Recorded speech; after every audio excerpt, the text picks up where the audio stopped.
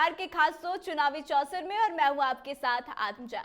NDA की तरफ से सीटों का बंटवारा कर दिया गया है। भाजपा और जदयू की तरफ से अपने अपने उम्मीदवारों के नाम की घोषणा भी कर दी गई है, लेकिन अब चिराग पासवान की तरफ से भी 5 सीटों पर उम्मीदवारों के नाम की घोषणा की जानी है, जिसमें कि 2 सीटों पर पहले ही नाम डिक्लेयर हो चुका है, जिसमें कि चिराग पासवान खुद हाजीपुर से चुनाव लड़ेंगे, वहीं जमुई से अरुण भारती चुनाव लड़ने वाले हैं। अब 3 सीट जो खगड़िया, समस्तीपुर और वैशाली बची है, उसको लेकर मंथन चल रहा था, लेकिन अब ऐसी खबरें आ रही है कि उस पर भी कैंडिडेट्स का नाम तय हो गया है और कुछ ही समय में या कुछ ही दिनों में आधिकारिक तौर पर इसकी घोषणा भी कर दी जाएगी। तो आइए जानते हैं कि वह कौन से नाम है और कहां से कौन चुनाव लड़ने वाला है। और इसी पर बातचीत करने के लिए हमारे साथ स्टूडियो में मौजूद है senior journalist Saroj Singh ji. Sir, आपका बहुत बहुत स्वागत है। जी धन्यवाद। सर, चिराग पासवान की पार्टी में सीटों का बंटवारा होने वाला, कैंडिडेट्स के नाम का अनाउंसमेंट होने वाला है, तो खगड़िया से किन लोगों का नाम सामने आ रहा है? देखिए, खगड़िया को लेकर बहुत चर्चा थी कि वहाँ किसको प्रत्याशी बनाए जाएंगे। आपका भी सवाल यही है कि किसको प्रत्याशी बनाया जाएगा। 2-3 नाम जो चर्चा में थे खगड़िया को लेकर, उसमें जो पहला नाम था रेणु कुशवाहा का, उनके पार्टी से जुड़ी हुई थी, आज भी जुड़ी हुई है। इसके अलावा डॉक्टर विवेकानंद शिक्षाविद जो हैं, उनका नाम सामने था कि उनको प्रत्याशी बनाया जाएगा। इसके अलावा कुछ 1-2 बाहर के कैंडिडेटों का भी नाम था। रणबीर यादव के परिवार से भी किसी को लड़ना है, उनकी भी चर्चा थी। सब लोग अपने अपने हिसाब से लॉबिंग कर रहे थे। चौधरी महबूब अली कैसर जो वर्तमान सांसद है खगड़िया के, वो भी चिराग के आसपास मंडरा रहे थे। दिल्ली भी गए, पटना भी गए, हर जगह उनके हर फंक्शन में साथ हो रहे थे। लेकिन आखिरकार एक फैसला चिराग पासवान ने लिया। भागलपुर के बहुत बड़े हीरा व्यापारी हैं, बहुत बड़ा कारोबार है उनका नाम है अभिषेक वर्मा। पहले भी जुड़े हुए हैं चिराग पासवान की पार्टी से।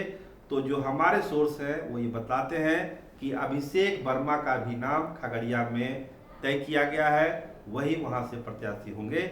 ऐसा कंफर्मेशन आपको 1-2 दिन में आ जाएगा कि चिराग ने उसकी आधिकारिक घोषणा की। तो दौड़ में पीछे रह गए रेणु कुशवाहा, डॉक्टर विवेकानंद और तमाम लोग, और बाजी मार ले गए अभिषेक वर्मा। सर, समस्तीपुर सीट से कौन कौन से नाम सामने आ रहे हैं? क्योंकि पहले देखा गया है कि समस्तीपुर चिराग के भाई के पास था, तो ऐसे में वहाँ चुनौतियाँ कितनी होगी इनके प्रत्याशी के लिए? तो देखिए, पहले तो चर्चा है कि प्रत्याशी कौन होगा, चुनौती तो उसके बाद आएगी। आत्मा जी, आपकी जो भावना मैं समझ रहा हूँ, आप एकदम सीधा चुनाव पर ले जाना चाहती, लेकिन पहले हम लोग कैंडिडेट पर डिस्कशन कर लें।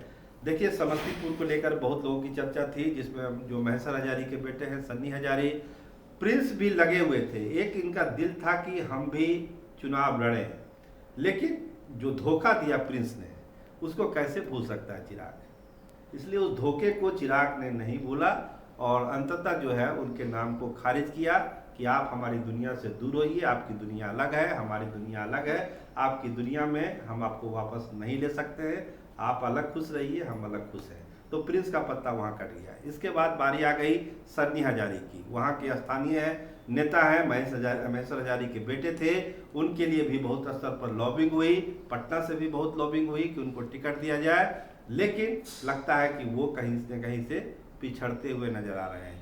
तो बाजी कौन मार ले गया? बाजी मार ले गया अशोक चौधरी की बेटी शांभवी चौधरी।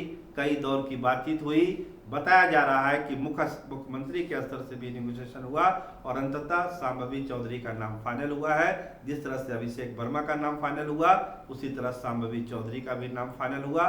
इसकी आधिकारिक घोषणा भी होनी है, लेकिन हमारे सोर्स यही बता रहे हैं कि शांभवी चौधरी जो है, शांभवी चौधरी वही समस्तीपुर से चिराग की पार्टी की उम्मीदवार होंगी। सर, ऐसा देखा जाता है कि चिराग पासवान जो है हमेशा नीतीश कुमार के अगेंस्ट ही बोलते रहते हैं, तो फिर और अशोक चौधरी जो हैं वो नीतीश के काफी ज्यादा करीबी हैं, तो क्या लगता है ये सहमति कैसे बन पाई कि उनकी बेटी को टिकट मिल गया?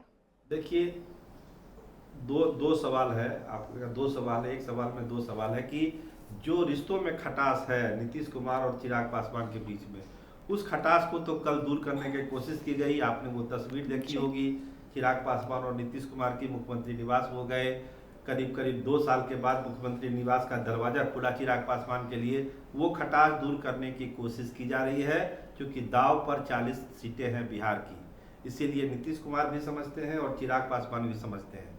चिराग पासवान को भी दिल्ली जाना है, तो तमाम नारे एक जगह हैं, बिहार फर्स्ट, बिहारी फर्स्ट, वो तमाम अपनी जगह पर हैं, लेकिन जहाँ दिल्ली जाने की बात है, उसके लिए चिराग पासवान ने कल नीतीश कुमार से मिलना मुनासिब समझा। और रणनीति भी यही कहती है कि जब आप युद्ध में हैं तो अपने दोस्त को पहचानिए, अपने दुश्मन को पहचानिए। अगर अपने दोस्त और दुश्मन को आप नहीं पहचानेंगे तो युद्ध में मात खा जाएंगे।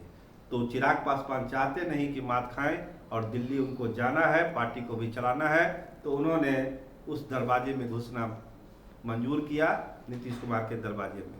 आपका दूसरा सवाल जो था उसका जवाब सुन लीजिए, तब फिर आप अगला सवाल करिएगा कि भाई क्या है, कैसे मिल गया टिकट।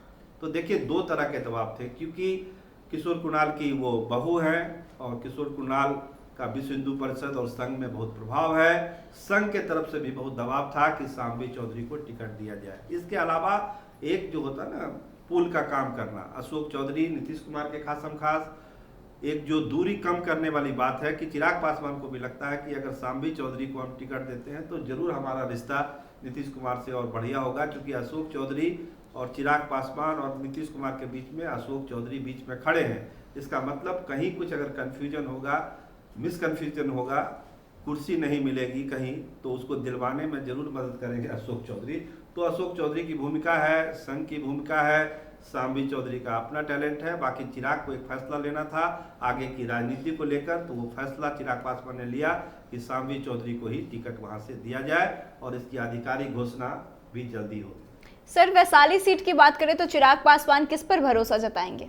वैशाली सीट को लेकर हम लोग पहले भी चर्चा कर चुके हैं कि वैशाली सीट में अपने सारे गिले शिकवे भूल के, जिसने धोखा दिया उसको भी दिल से लगाया और अब सारी बातें भूल गए चिराग पासवान। और दिनेश सिंह की पत्नी, वहां की मौजूदा सांसद बीना सिंह के नाम पर सहमति बनी है और बीना सिंह ही वहां से, बीना देवी कहिए, बीना सिंह कहिए, वही वहां से चुनाव लड़ेगी, जो हमारे सोर्स बोल रहे हैं। मतलब जो 3 सीटों का कन्फ्यूजन था, जो शुरू में आपने चर्चा किया, खगड़िया से अभिषेक वर्मा का नाम फाइनल किया गया है, समस्तीपुर से सांबी चौधरी का, और वैशाली से बीना सिंह चुनाव लड़ेगी, जो हमारी सूचना है। इस पर आधिकारिक मोहर लगने वाली है।